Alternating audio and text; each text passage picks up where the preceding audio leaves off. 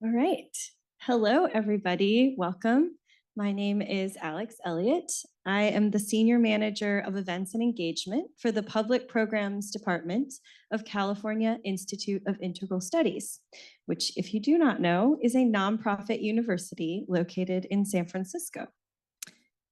While we may all be joining from different places all over the world, I have you here with me in the audience tonight. We also have an online audience that may be joining from all over. As a representative of CIIS, I want to acknowledge our debt and gratitude to the Ramaytush Ohlone people, who are the original peoples and continual caretakers of what is now known as the San Francisco Peninsula. Our campus is located on the traditional unceded lands of the Ramaytush Ohlone. And saying these words and doing this acknowledgement is just one very small step towards being in deeper connection and relationship with Indigenous tribes and organizations in our community. And it doesn't begin to acknowledge all of the native lands and territories and languages where you might live or work every day. So I invite you to take a moment right now as we get ready for this beautiful conversation to acknowledge the land where you reside, and importantly, to commit to learn more about the Native communities near you and support their work. If you're watching online and it feels right to share in the chat where you're coming from or information about Native communities near you, please do. Tonight's conversation is being live streamed to that online audience, and it's also being recorded for our podcast, which allows us to share this after the event. If you want to watch it again or in the room, if you want to share it with someone who couldn't be here, it will be available starting later this evening on the CIIS Public Programs YouTube channel, and it will be on the podcast in the future, not tonight. It's a little bit of a delay. You can find our podcast at ciispod.com or by searching CIIS Public Programs on your favorite podcast app. A lot of housekeeping to do. We do have a Q&A this evening. If you're watching in the room, there are QR codes that are posted on these pillars, not the Wi-Fi one, but behind it, the one that says for Q&A. And you can use your phone or device to connect to that and submit questions on that form. If you're watching online, that same form is accessible in the description just below the video. And if you're in the room and you'd prefer to write on a card, you can flag down our staff and we can give you a card. After the talk tonight, we will try to get through as many questions as we have time for. For the online audience, chat is enabled, you may have noticed, but please note it is not being moderated and our presenters have no way of seeing that chat, so you cannot communicate with them that way. It is not required to fully experience the event, and we encourage you to turn it off at any time if it is negatively impacting your experience. Now, let me first introduce our presenters, Jenée and Shakti, and then we will get to their conversation. Shakti Butler is a visionary, transformative, and collaborative educator. For 3 decades, she has been developing film, sharing curricula, keynotes, and learning labs geared towards building racial equity through healing and structural change. As founder and president emeritus of World Trust Educational Services, Inc., she has produced 5 documentaries: The Way Home, Women Talk About Race in America; Light in the Shadows, Staying at the Table When the Conversation Gets Hard; Mirrors of Privilege, Making Whiteness Visible; Cracking the Codes, The System of Racial Inequity; and most recently, Healing Justice, Interrupting the Youth to Prison Pipeline. She served as diversity consultant and advisor on the Disney animated film Zootopia, which focuses on challenging bias and systemic inequity. Dr. Butler's vision is of a world coming into wholeness where transformative love and wisdom heal the human family from racism and separation. Jenée Johnson pioneered and leads the unique effort to bring mindfulness into public health practices and programs through the Trauma-Informed Systems of Care initiative in the San Francisco Department of Public Health. Her work has been featured in various publications, including Mindful Magazine, where she is a regular contributor and where she has been recognized as a leader and agent of change in the mindfulness movement. Jenée is the founder and curator of the Right Within experience, a mindfulness immersion program that reclaims humanity, joy, and well-being for people of African ancestry through mindfulness practices. She is also a professional co-active coach and certified trainer and practitioner in mindfulness and emotional intelligence based on the latest neuroscience. And now it is my absolute pleasure to turn it over to Shakti and Jenée.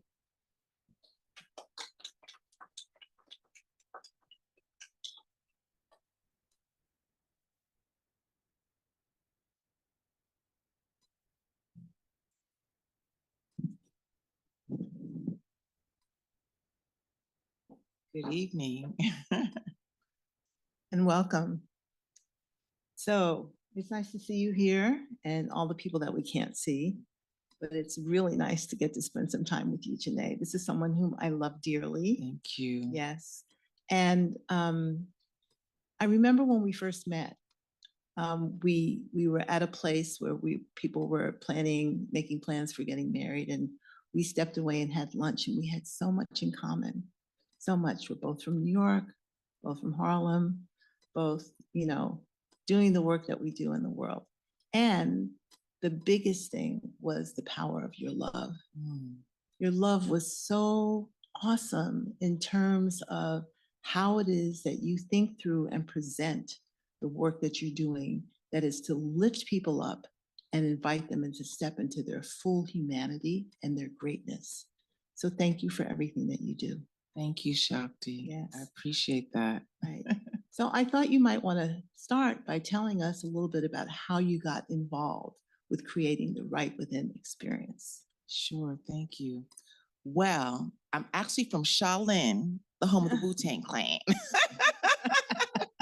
My father is a Harlemite, and my grandfather lived in Harlem. So I took the number 3 train up to Harlem many, many days, and took dance classes with Diane McIntyre, Sounds in Motion. Do you remember that? I love Diane McIntyre. Yes. We're in the same meditation group.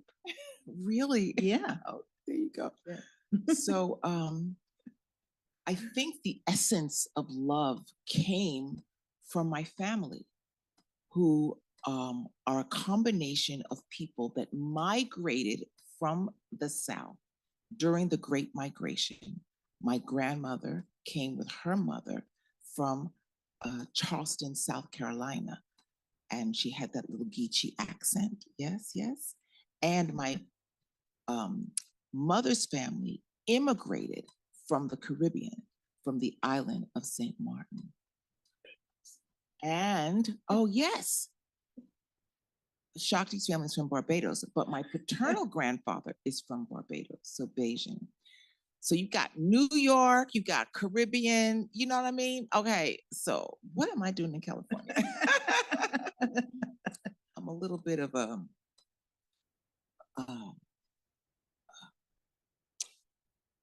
hot rod, sometimes, because the cultural difference is it's significant actually in our communication style, in how we engage. We have real winter, so that means if you really want to get somewhere, it's a commitment to buckle up and get there.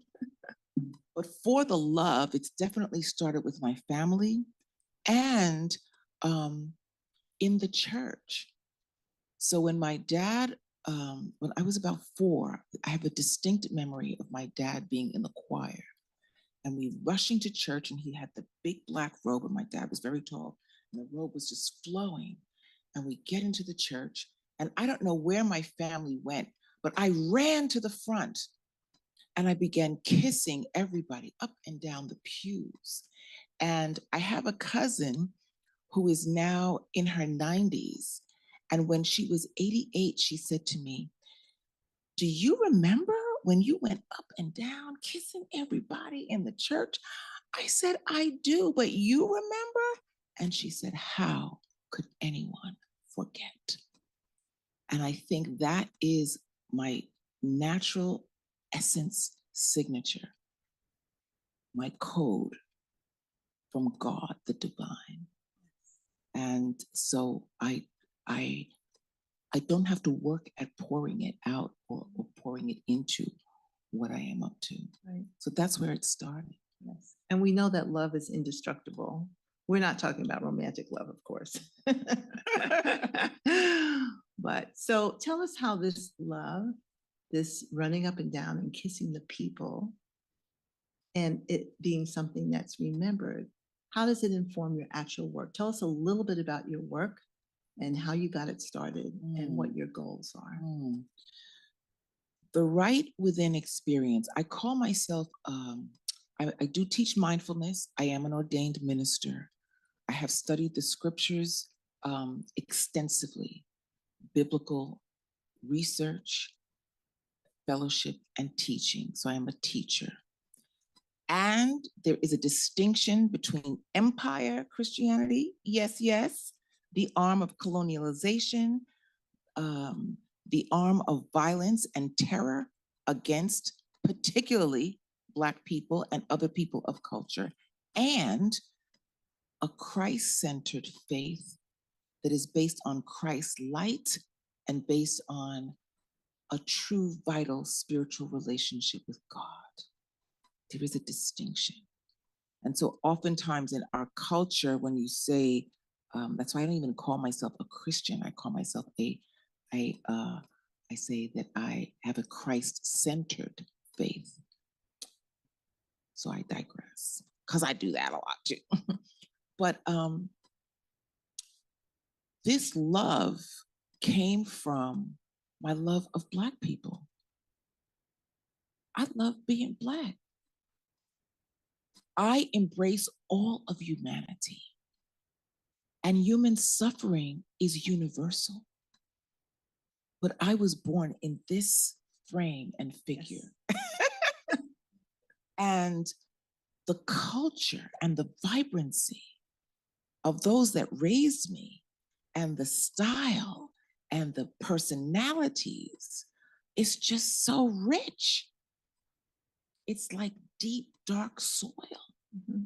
So this love that pours out of me is for Black people.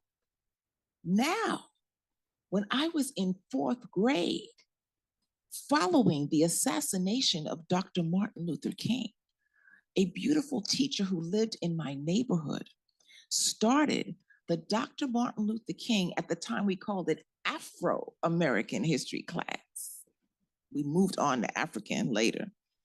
But you can't really see it, but this is me with Mrs. King, another student in her class, and the borough president of Shaolin, which is Staten Island, for those of you who don't know. He came to visit our class. She started this after-school class to teach us Black history. And when I brought the little paper home with all the after-school offerings to my mom, and she was reading them off, and she got to Mrs. King's class, Afro-American history, I said, "Oh, I'm not taking that class." And she said, "Oh, yes, you are." And I was like, what? She says, "Because you don't know who you are." And I said, "Well, when were y'all gonna tell me I was African?" So that was never spoken, but when the opportunity, it was clearly believed, right? Yeah. So when we went to Mrs. King's class, she opened up before us person after person of African ancestry who were accomplished, who had done things, who had gone to the edge of their potential. And not only did we read about these people in books, but she brought live bodies into the classroom to talk to us about their ordinary general lives where there was some measure of exception or excellence or accomplishment, so that we could see that the power of regular people, that everybody had a little something.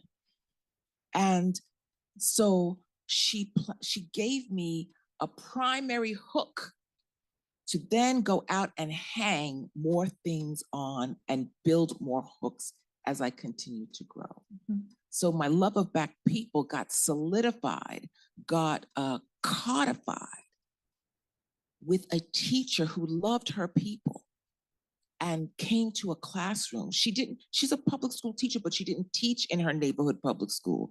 My school was her neighborhood public school where she started the after school program. And it changed the lives of, I can't tell you, countless of young Black people that came up in my era. Because I'm a baby boomer, I don't mind telling you. I'm 6.6, 66. So, yes. So I have, yeah. We were talking a little earlier tonight about the impact on you about the Montgomery bus situations and what you learned from that, because I think the tentacles of that really influence your work deeply. Yes. So could you tell us a Absolutely. little bit about that? Because it was the ordinary foot soldier in Montgomery, Alabama. So remembering that this is the stage where Black people, if you want to ride the bus pulls up. You get on at the front, you drop your dime in, then you get off. You walk to the back door, then you get on the back of the bus, and then you sit in the Black section. Rain or shine, sleet or hail, it doesn't matter. And sometimes, before you could get back on the bus at the back, the bus driver would pull off. It was nasty. And who rode the bus? Working people, people going to work, doing the sundry things that we do. Primarily women going to work in the homes of white families. And it was women who actually led that movement, right?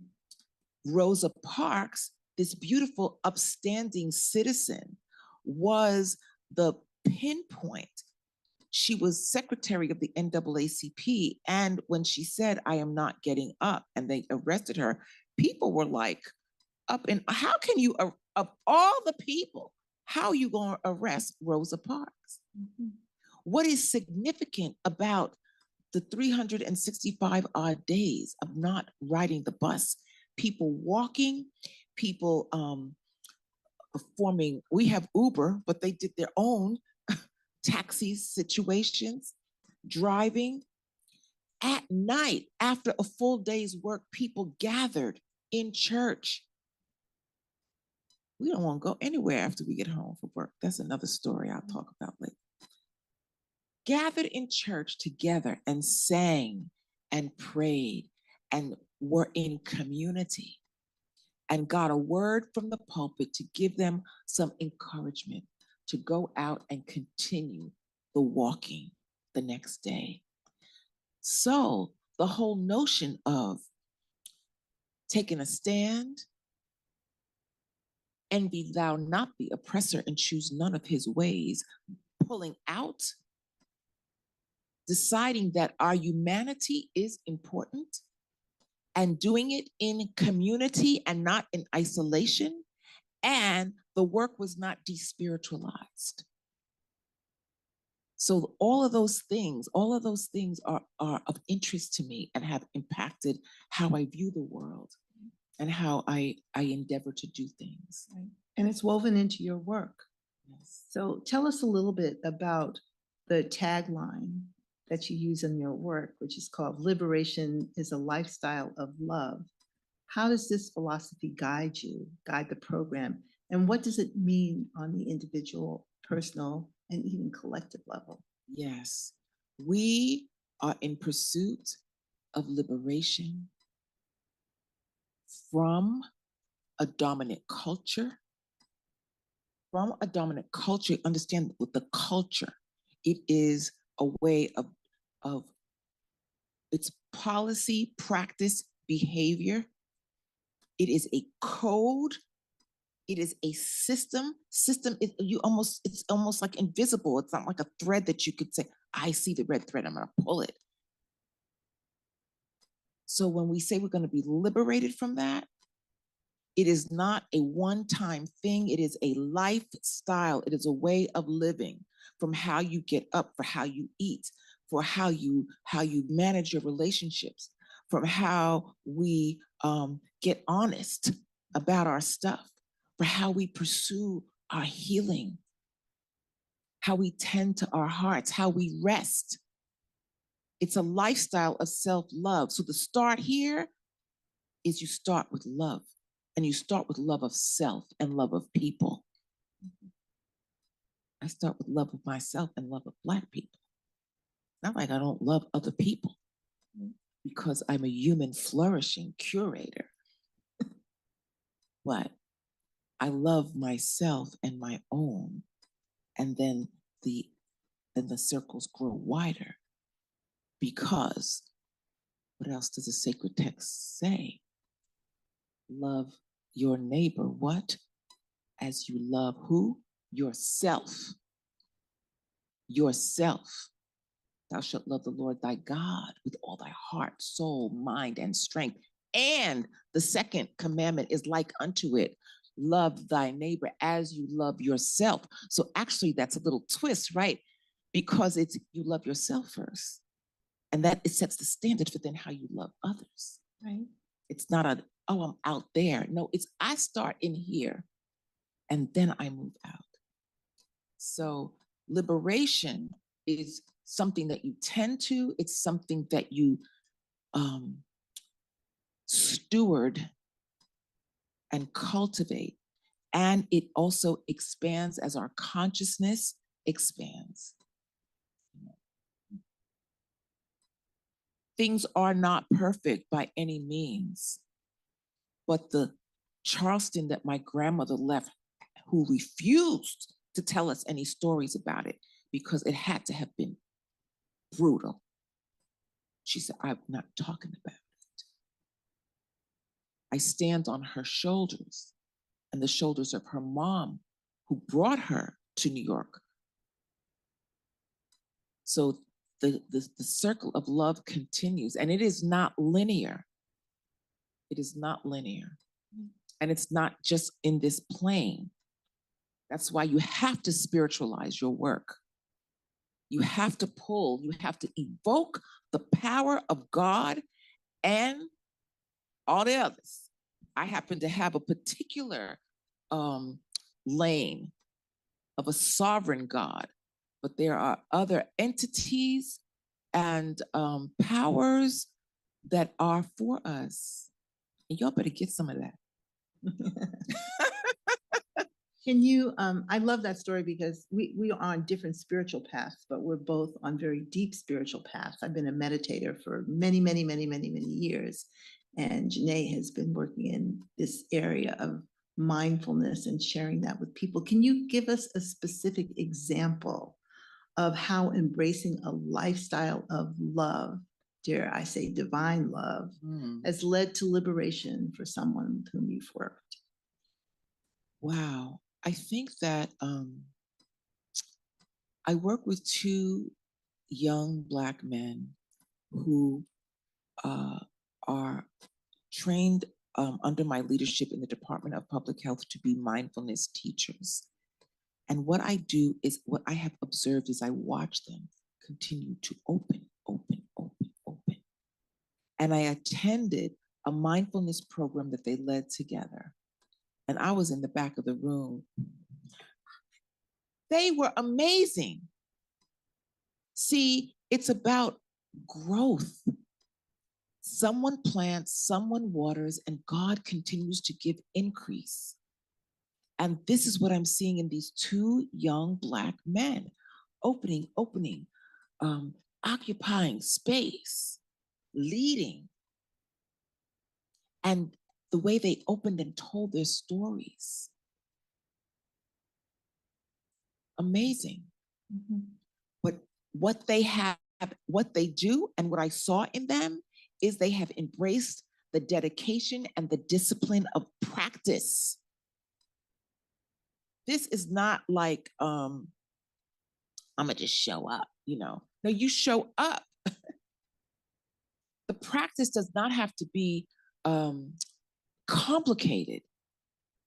Pick 2, 3 things that you will do with consistency. Get up, have your water, your lemon water. Sit and meditate. Pray. Read something that's nourishing. Start your day with the positives of God's word or some other spiritual text. So You do that for 365 days and see what happens to how things start getting reordering. Then you begin to start setting your intentions. You start talking to yourself differently. And honey, spirit starts getting activated on your behalf. Stuff just starts working, coming to you. Oh, I just thought of that. And here it is. See, because this thing called liberation, this thing called what is Harriet Tubman said? I have the t-shirt. Get out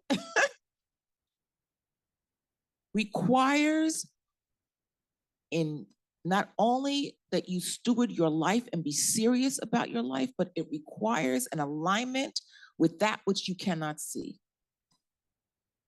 It requires spirit.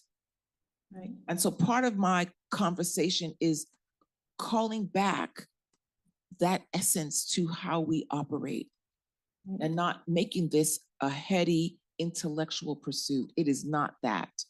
Those people that walked at the Montgomery bus boycott, our ordinary ancestors were extraordinary foot soldiers. And they evoked the power of the God that they believed in. You have to have faith. You have to believe. And the great thing about faith is it helps you to relax some of that neural energy. So you're not scrunching up and working so hard. Relaxes the neural energy because you have an expectation that something else that you cannot see, the parallel spiritual reality is for you. And doors just open. And if we're going to change this and elevate, we have to have that alignment. Mm-hmm. I kind of have a bunch of questions I want to ask you at one time. So I know that a lot of because this is a scholar over here. She has studied and researched and gathered a lot of information to do what you do.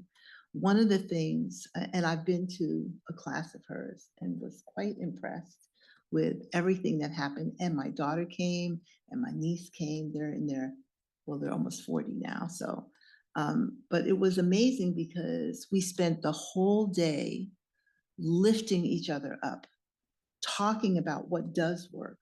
And so many people approach this liberation as just a scholarly pursuit.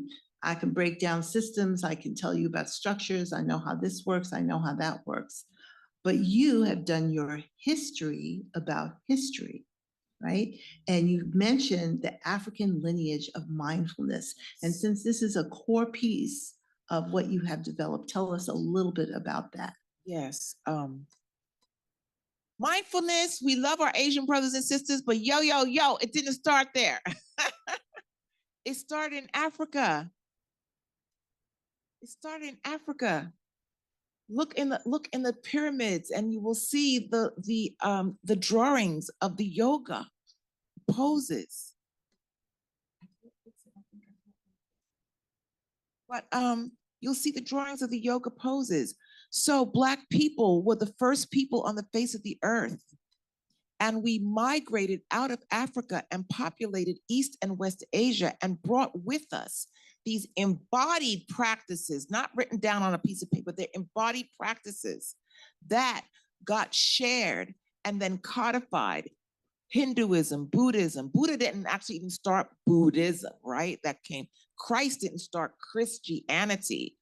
That got, crafted later. But Africans left Africa with embodied practices.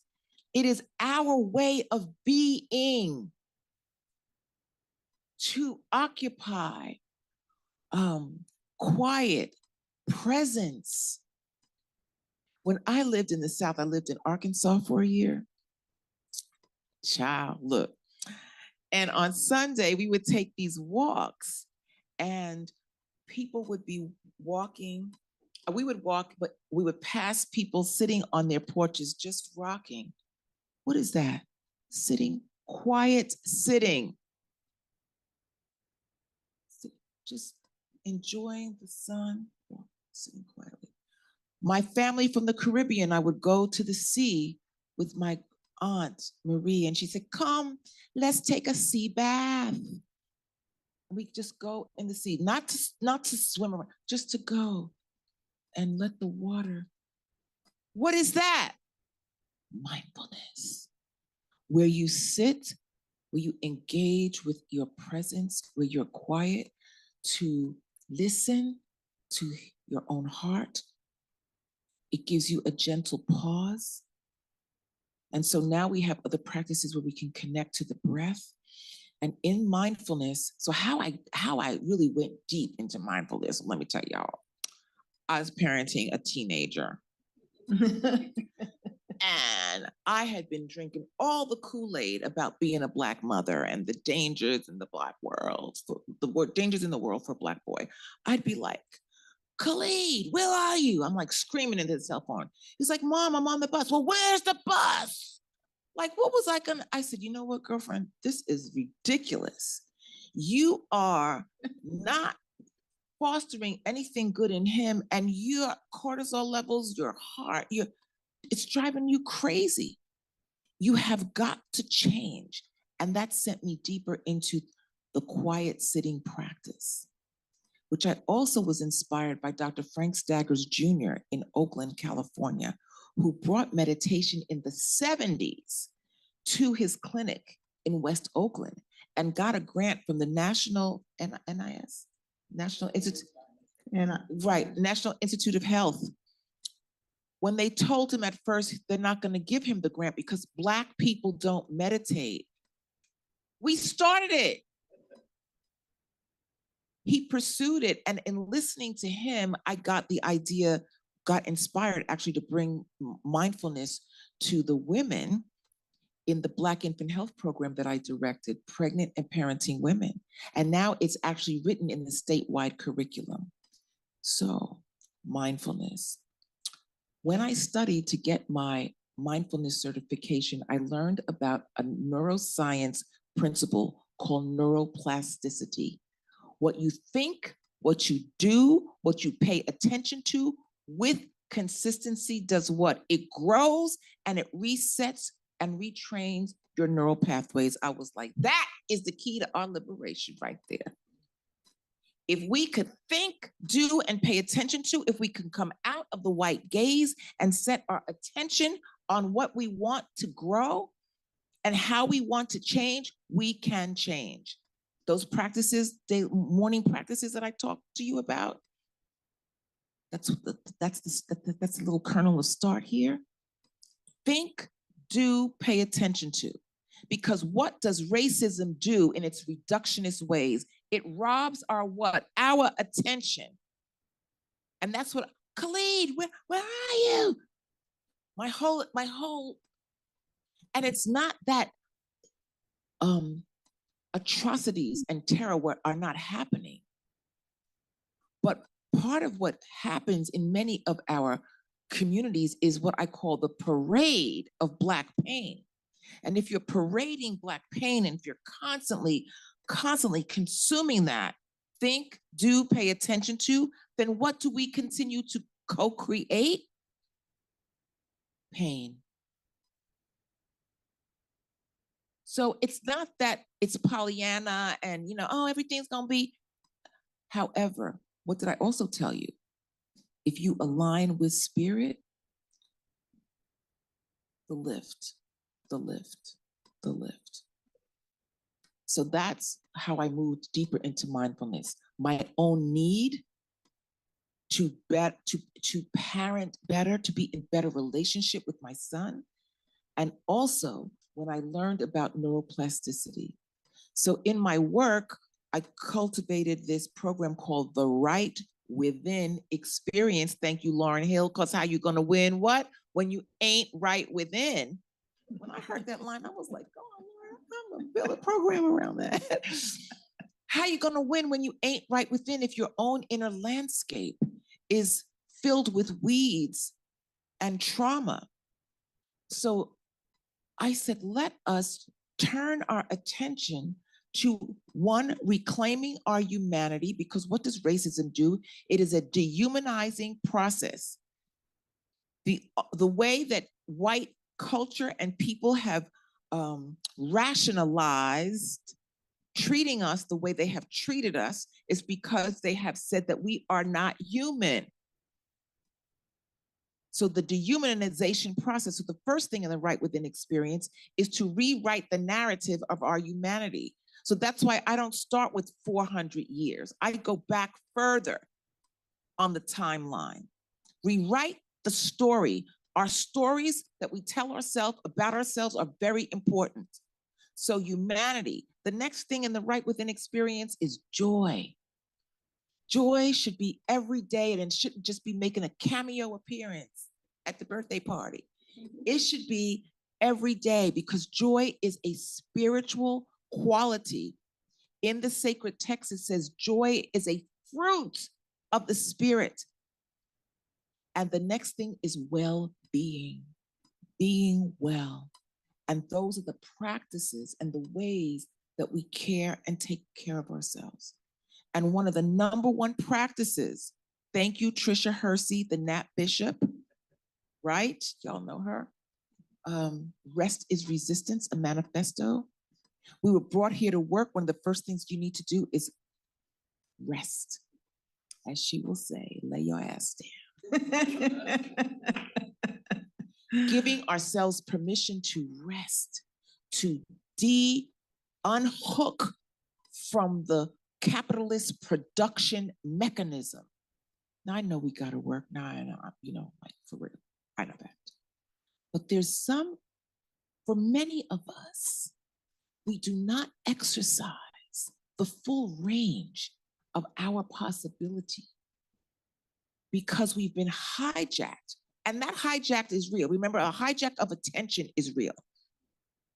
50 young men at Google, I'm assuming, could be other places. What was the moral compass? And Tristan Harris, if you look up his work, he's unveiled that. We're hijacked. I read somewhere that during the pandemic, the majority of people who were killed in car accidents were Black people. And I was like, what? Why? On the phone? In the car? No, the hijack is real. And many of those people take their phones and put them on the other side of the house. I'm working on it. So that when they wake up in the morning, that's not the first thing. Mm-hmm. Get you a daggone alarm clock. You don't need that phone to wake you. So we have to unhook from the matrix of distraction and reclaim our attention, which is the last field to be colonized. Because all the land, we already know. We have the land acknowledgement. We already know. What is left to colonize is your thinking, your mind, your attention, which your attention is your life. So the right within experience is a mindfulness program, mind-body practices for people of African ancestry to come out and away from the white gaze and to give ourselves time to rewire, to think about what is the path forward. So that's the right within experience. It's a day-long online or in-person opportunity. Mm-hmm. So that out of my mindfulness work became my love letter to our people. You know, how do I contribute to this conversation of liberation? Even though I work in a system, the system is brutal. It's brutal and it's nasty. To this day, there are little oases of excellence, islands of possibility, but as a system itself. But to have the fortitude and the inner resilience to do that work every day, you've got to do the start here work that I've been talking about. So, and then we do what they did in Montgomery. We build community. We cannot do this alone. I teach a beautiful practice. I bring to mind the Rwandan prescription for depression. So when in the genocide, After the genocide, Western psychologists went to Rwanda. They wanted to be of help and assistance to heal. And they would practice cognitive behavioral therapy. And they were like bringing people into the little dingy rooms to talk. And people said, this is not how we heal. To have to talk and rehash and go over the trauma drain of all the things that happened to us. How do we heal? We heal by sun, drum, dance, community.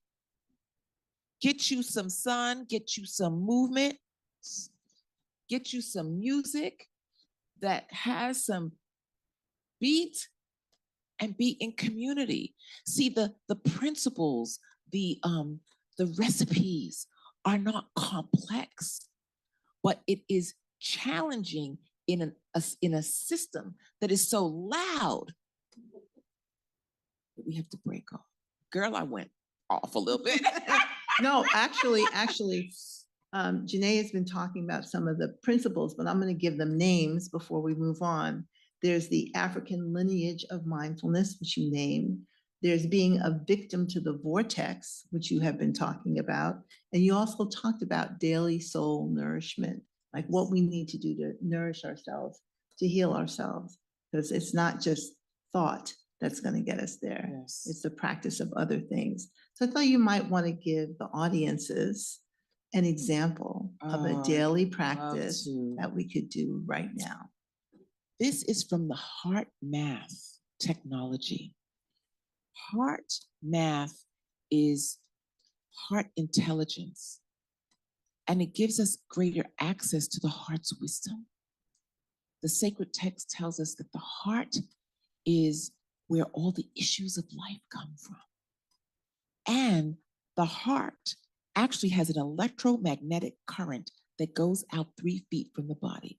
So when I saw this beautiful sister in the bathroom, we didn't just connect on that heart energy was in interaction.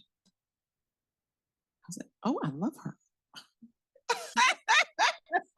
So our hearts were like in a conversation even before. And Black people, we are masters at this. And we have had to be, because you walk into rooms and you have to assess safety quickly, right? So this is heart-focused breathing. Now let me tell you what it does before I lead you through it. Heart-focused breathing saves energy. It turns down the volume on depleting emotions, because where we lose energy is in the emotional reactivity, right? Do you ever have an argument and you walk away, but yet your heart rhythms are still dysregulated? Heart-focused breathing helps bring a sense of calm. It helps bring a sense of balance, and it helps bring a sense of coherence. This breathing practice you can do washing your hands, walking down the hall, before you start your work in the morning at your computer. You can do it while you're in a conversation. And this is how it goes. I'll tell you, and then we'll practice. You are going to breathe, focusing your attention on the heart or chest area. I often put my hand here to just help me, but you don't have to. You will make your breath equal lengths. So in other words, you can breathe, inhale 5, exhale 5. Different from other forms of mindful practice where we may breathe in and have the exhale be longer. In heart math, the inhale and exhale are equitable, they are equal, okay? So just sit in an upright but comfortable position. You know, that's a little bit of the mindfulness thing, but once again, you could do heart math anywhere. You can drop your gaze or close your eyes, or even keep your eyes open, focusing the attention on the area of the heart. Take a deep breath in and exhale out. And now begin to breathe a little slower, a little deeper than usual, bringing the inhale and the exhale to equal lengths. You can breathe to the count of 5, 5 in, 5 out, or any rhythm that feels comfortable to you.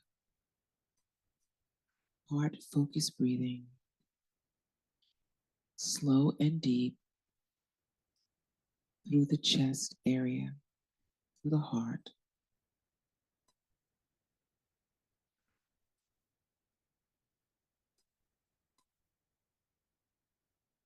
Nourishing your heart, slowing down your breathing.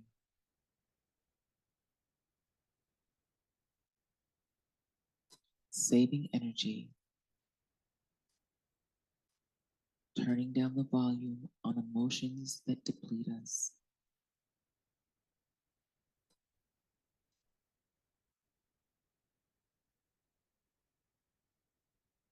Beautiful.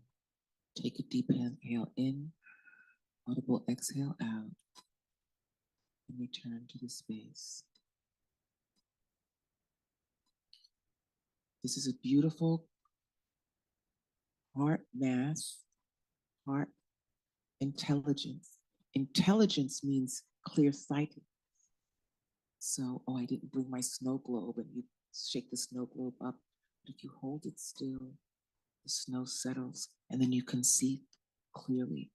And so heart intelligence is heart, it's giving us clear-sightedness so that we can see clearly and have access to the prefrontal cortex so that we can expand and make good use of our intelligence and our imagination, because we're here to imagine a future, imagine a present that perhaps isn't so.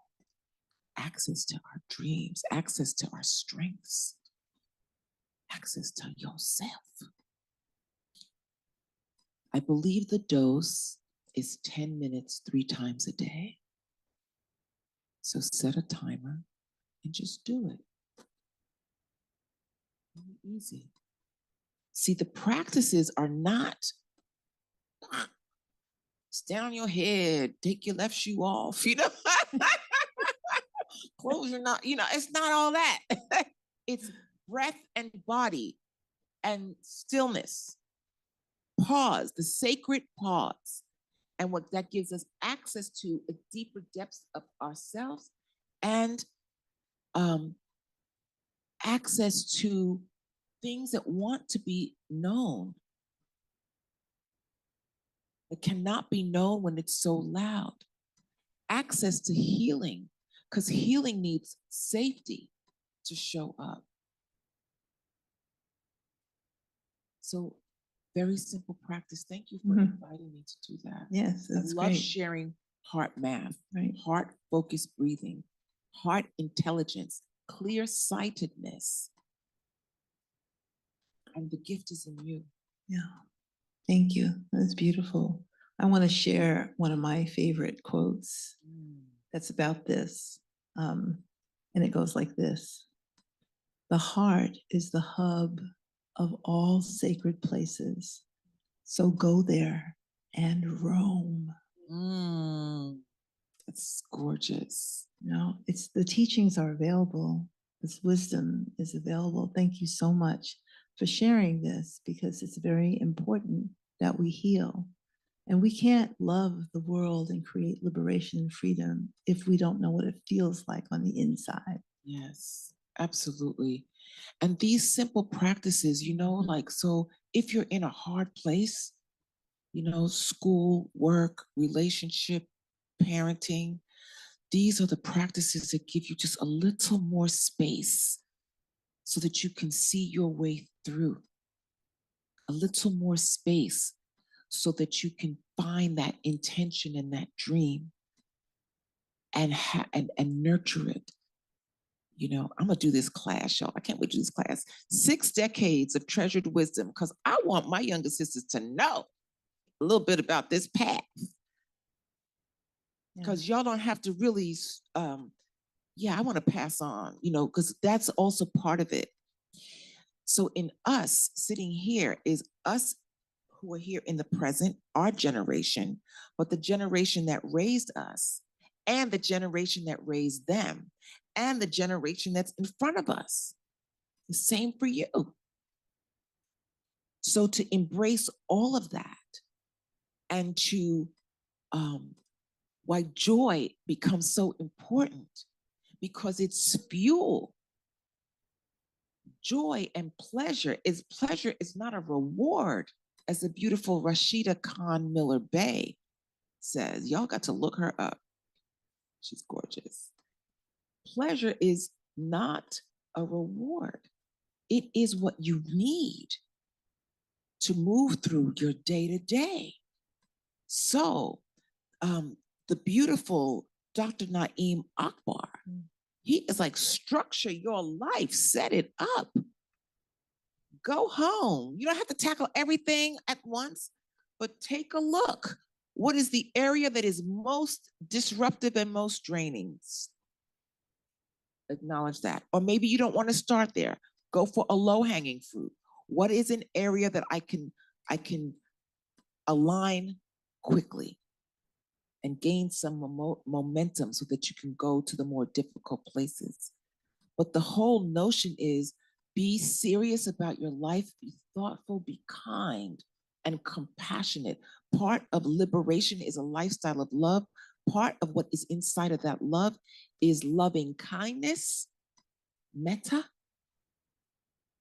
and compassion.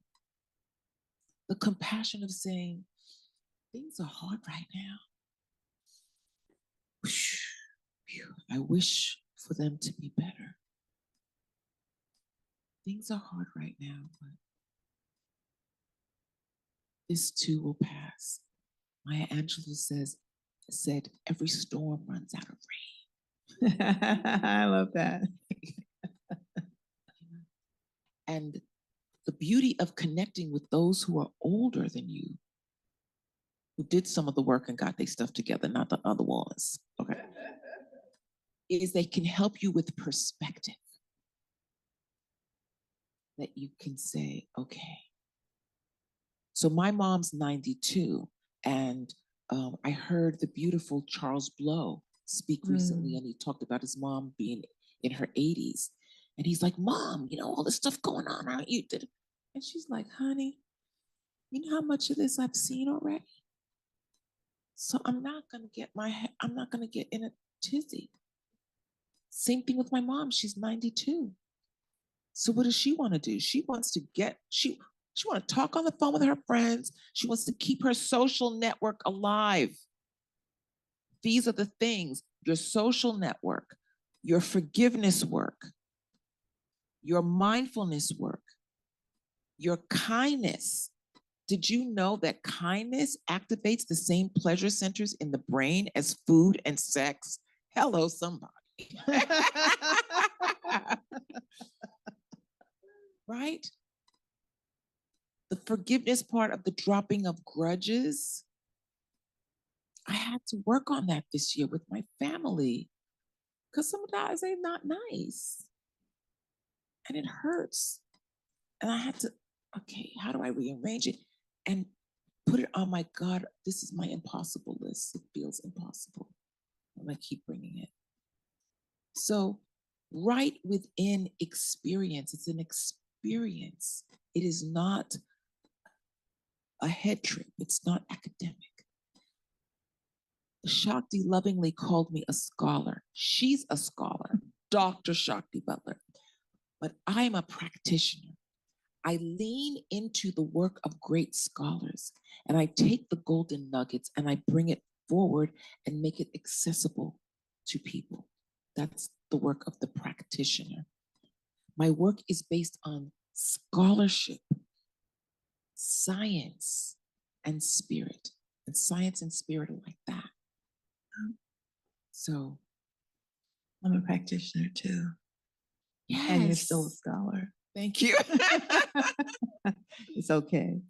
I don't know how much time we have left before we go to Q&A.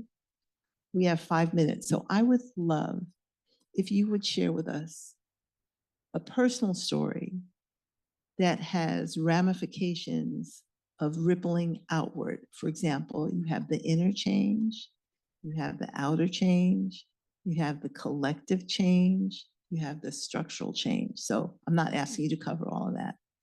But from your own example, the practices that you have ripple outward. So tell us about this. You mentioned that you had a rough time with your family this year. What have you done to actually heal that for yourself, to heal that for them, and have that spread outward to their kids and their whatever? What was your process? Tears. I cried a lot. I set boundaries. And when I say that, I don't mean a barricade or a barrier. I mean, boundaries are this wave of love to set protection for myself. Mm-hmm. And to decide that that thing that you do that hurts me, I am no longer available for that. And so that means that my communication will change. I'm no longer like, oh, let me try it. I'm not doing that. I took myself out of a text thread.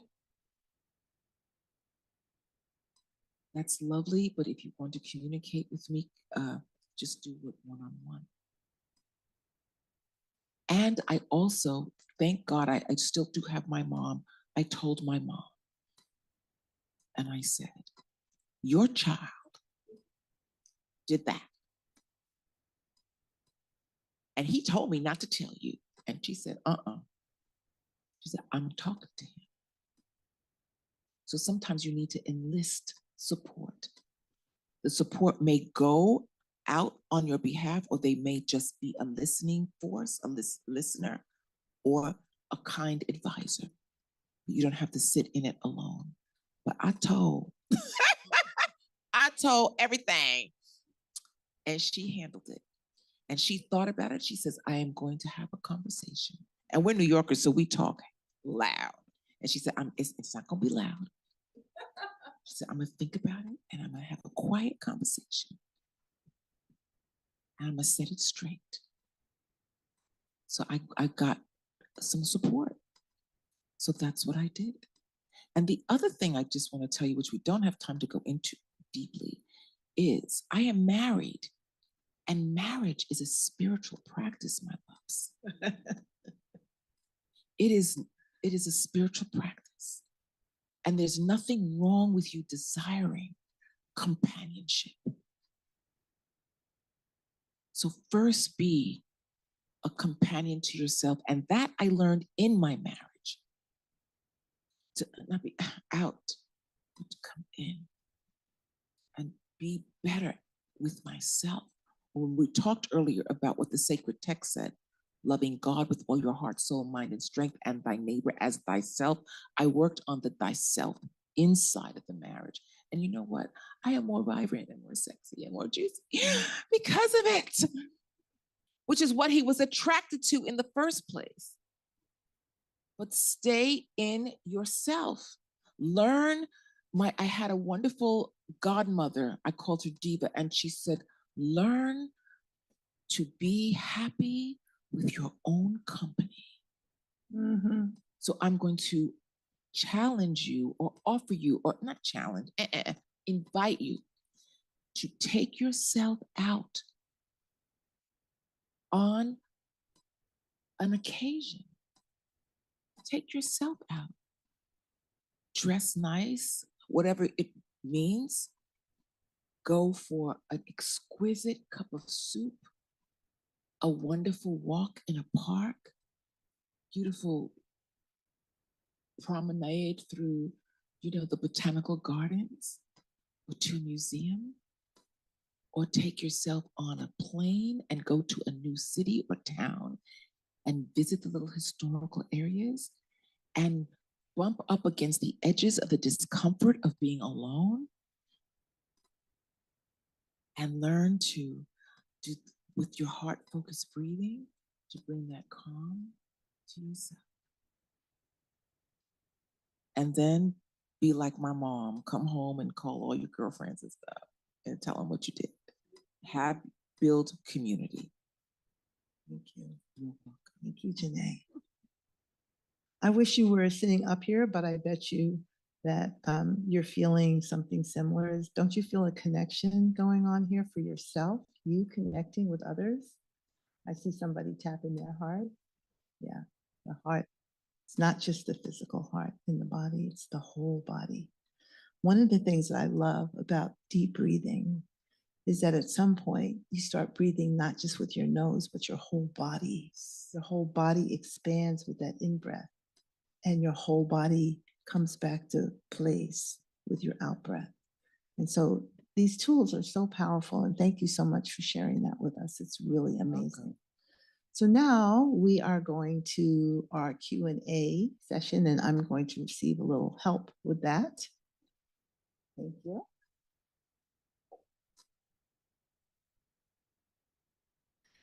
Okay, here's question number 1. Thank you for this beautiful talk. What a great place to start. Thank you. You're welcome. Yes. When there are so many resources and powerful systems and machines dedicated to hijacking our attention and keeping us distracted, can you please speak more to how an individual can break off and stay broken off when fighting against the way our society and culture is structured? It feels like such an uphill battle. Stop fighting. That part. How you gonna fight a system? Like what does that even look like? What does that even mean? I'm fighting the system. Stop fighting. Get yourself out of fight, flight, freeze, appease, dissociate. That is a stress and trauma response. You've got to get off of that train.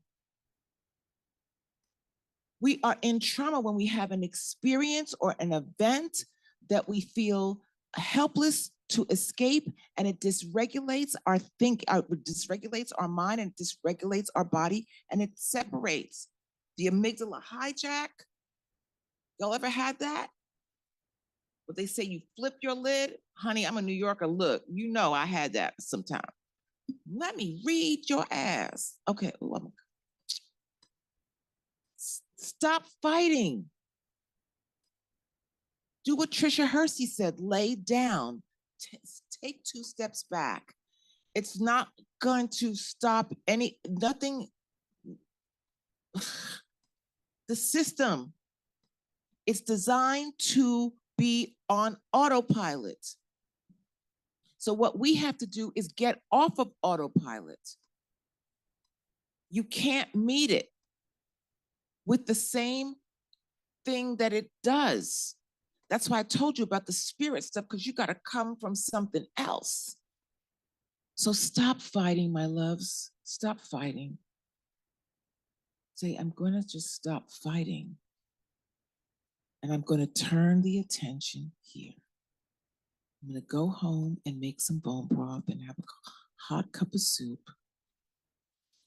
I'm going to do some breathing, and I'm going to ask, what is the next best thing?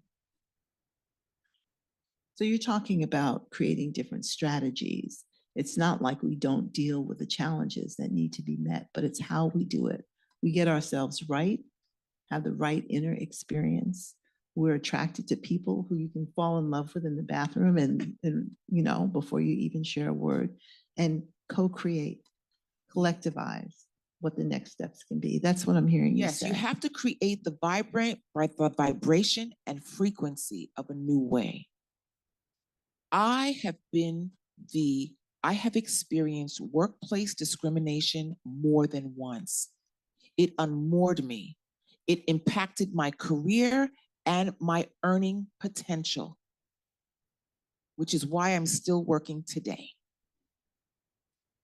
And it was not funny. And the program that I poured my heart into and built for Black women, I watched the system destroy it. That was a blow.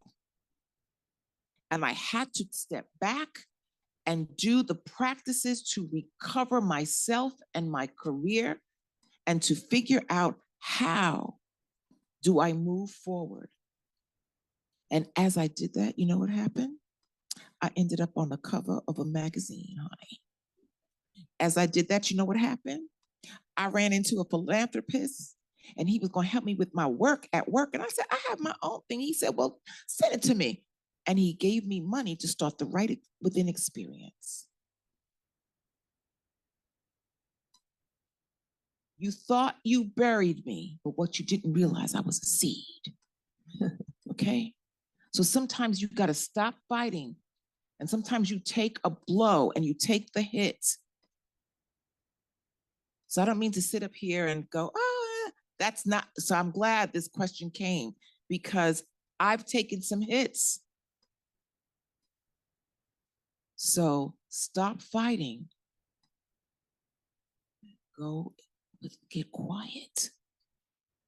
I have a beautiful mentor, Dr. Obata Shaka. He says, I am a revolutionary. You have that job in the city because we fought in the 60s and 70s. He says, I am a strategist. And that's the key. Gotta build your strategy. Mm-hmm. Mm-hmm. Good. You're going to love this next question. Okay. What resources, texts, thinkers do you recommend to those starting their mindfulness journey?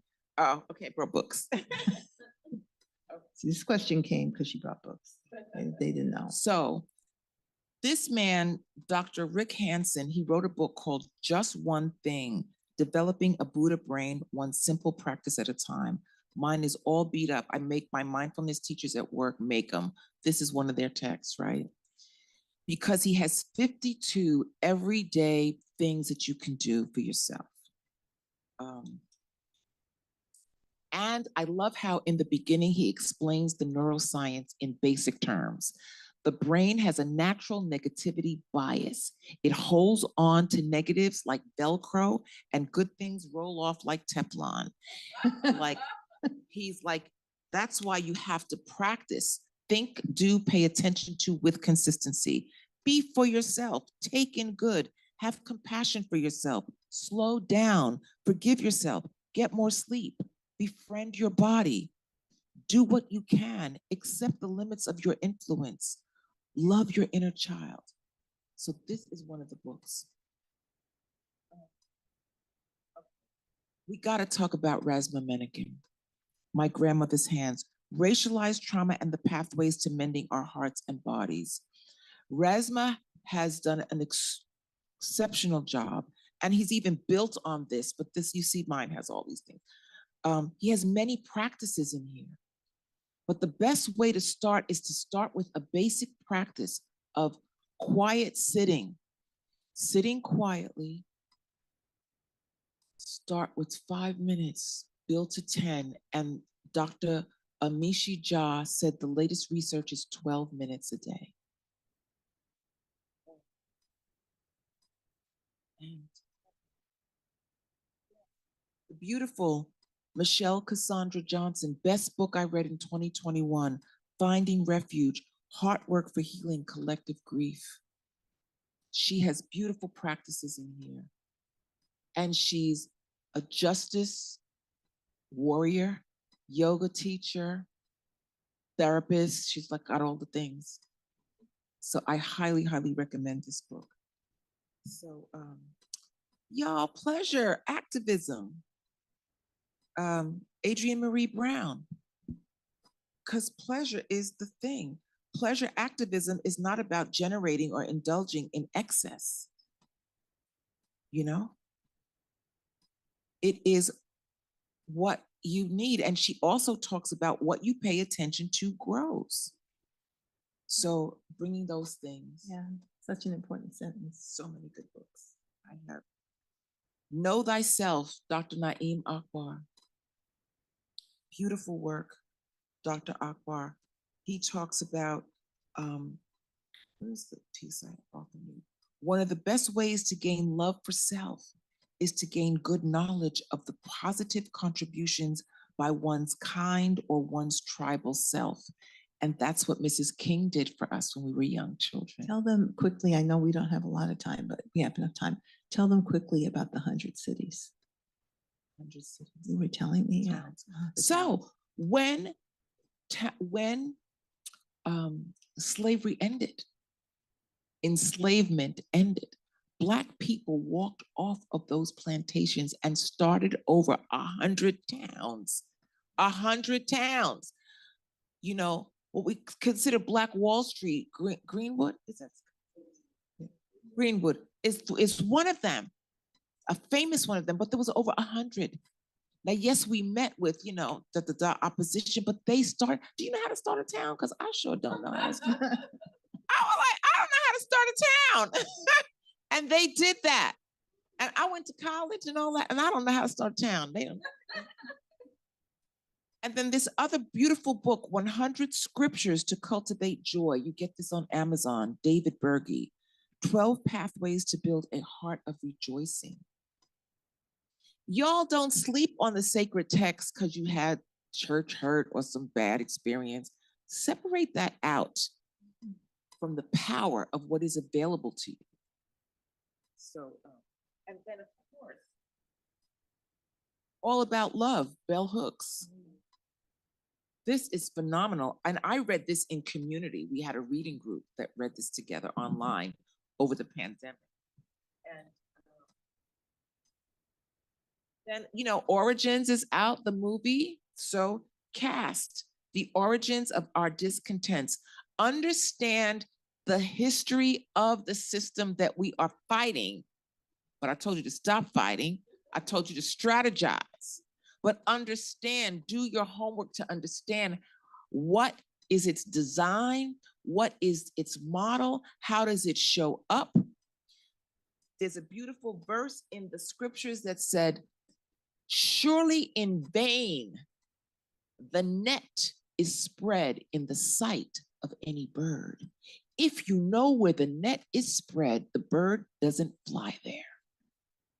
If you understand the machinations of the system, you are better able to protect yourself and fly away.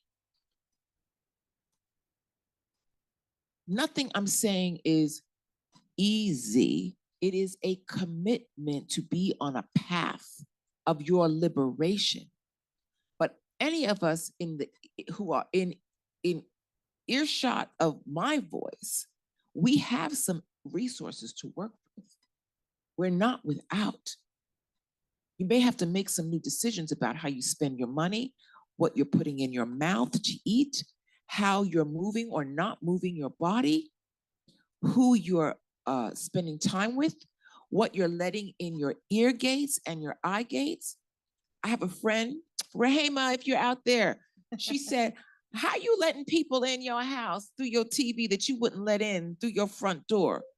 I was like, oh, girl. How you letting them in? How you letting them in? So, you know, I've said this before. Take yourself seriously. Your life is a gift. Okay. Next question. That was great. If I didn't love her already, I would love her now, but I already love her, so too late.